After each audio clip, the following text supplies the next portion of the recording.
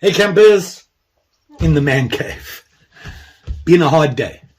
Raining all day, couldn't really do anything, so that means it's inside work. So I thought I'd do some leathering and whatnot on these guys. This is what I did.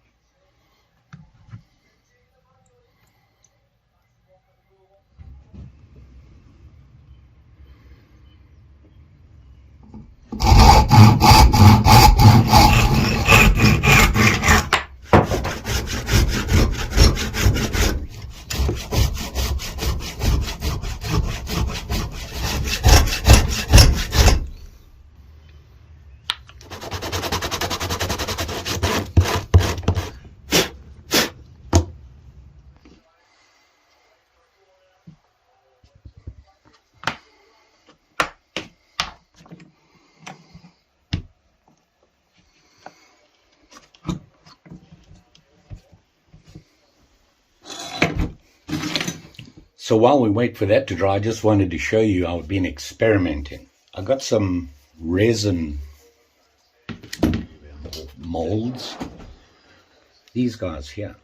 Grabbed a piece of wood or two and threw them in there to try it out. Learned some things doing that. When you put stuff in resin, it raises to the top. But this is just an experiment.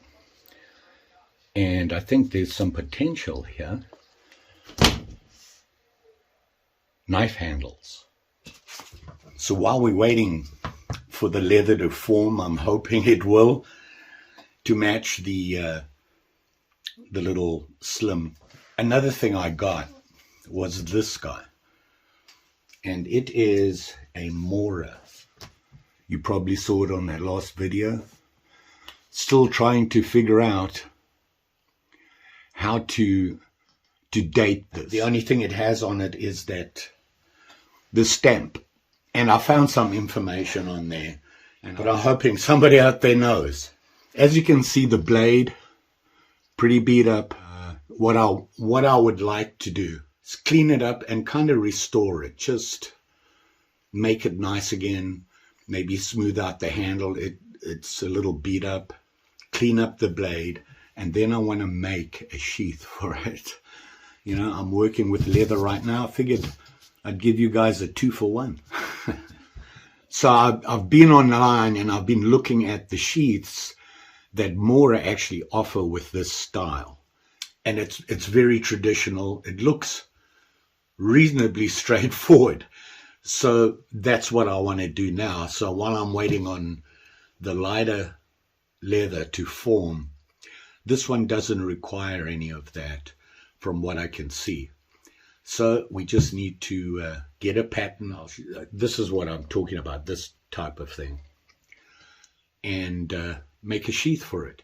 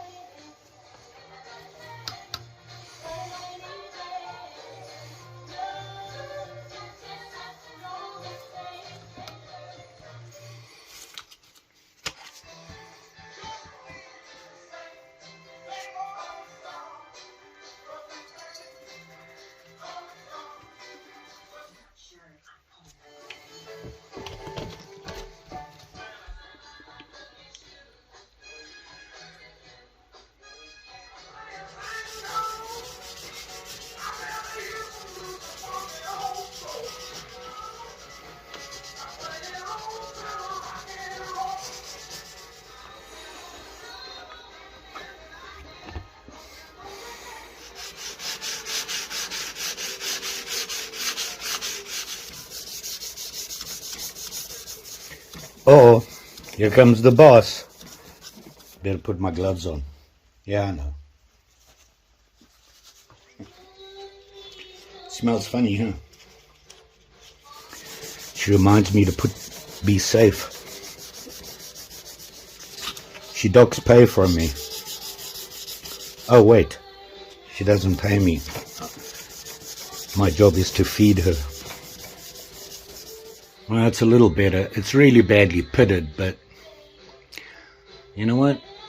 It's a knife that gets used. That's what it looks like now. And then I clean this side up. So we cleaned it up a bit. You can see there. The pitting here is really deep. But I'm going to have to sharpen it and reshape the tip. It's not doing as well as it should. So I'm going to have to do all that. But I just wanted to clean it up some, because it was in pretty bad shape. So a little better now. Now we're going to clean up this stuff and this ferrule, and then take this off and redo that.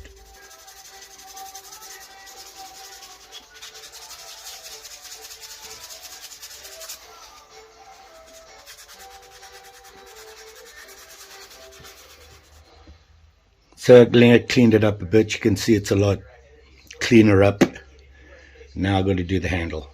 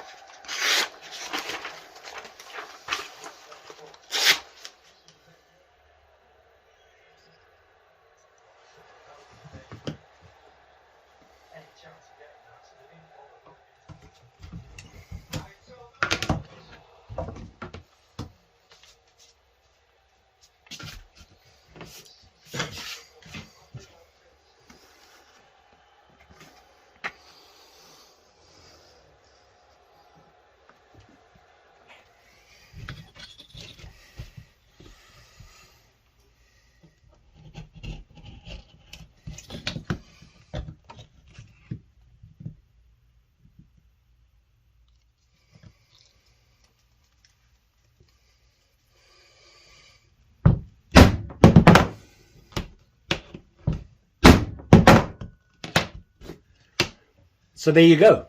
That was my Sunday. The reason I wanted to get these done is I'm heading out camping. I'm going to go and spend 2 nights down in the Preston area, southeast Minnesota.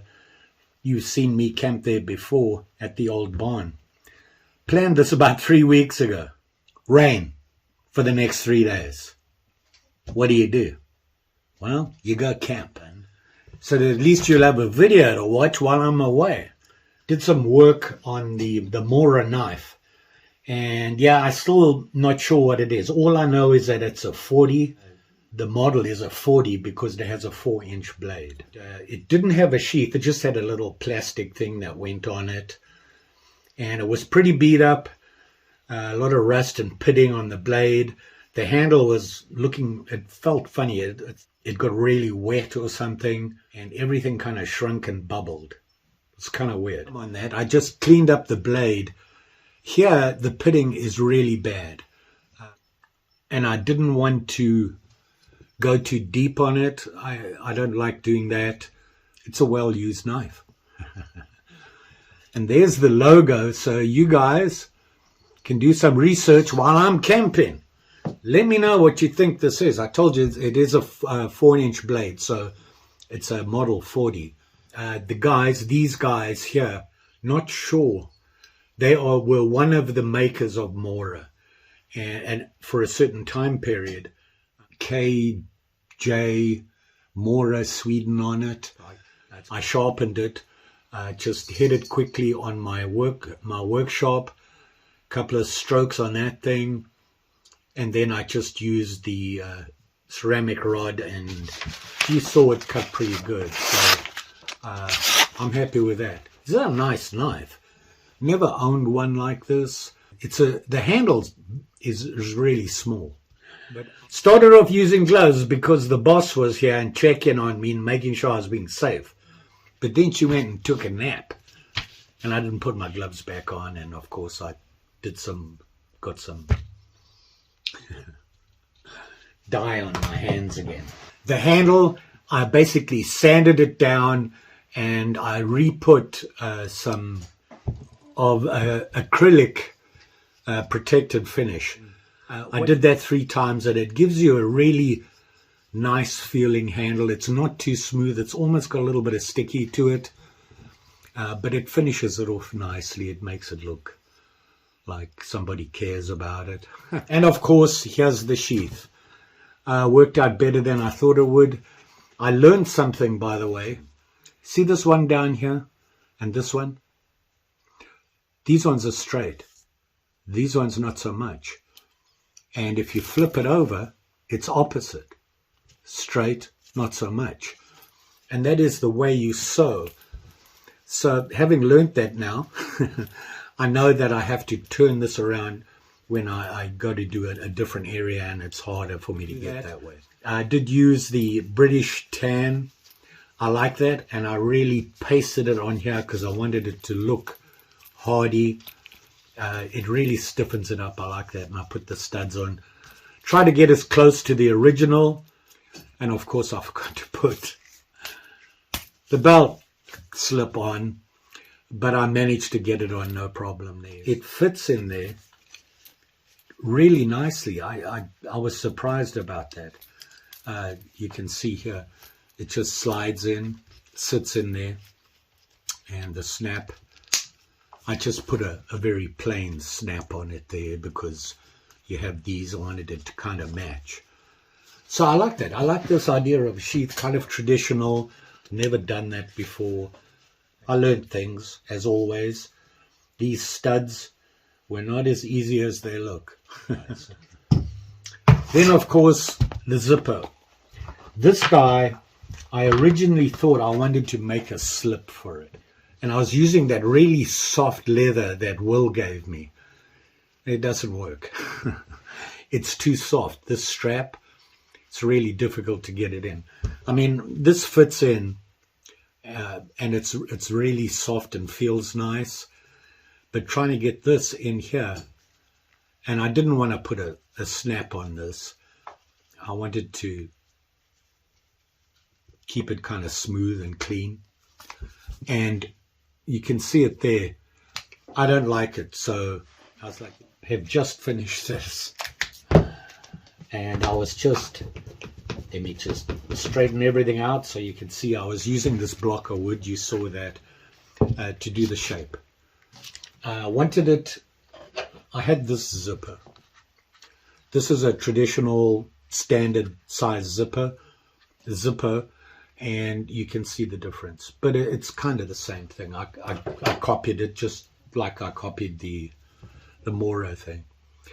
Not an exact copy, but I like it. It works. Worked out better than I thought it would. Struggled a little bit with the sewing on this, the stitching. It's not perfect, but it works.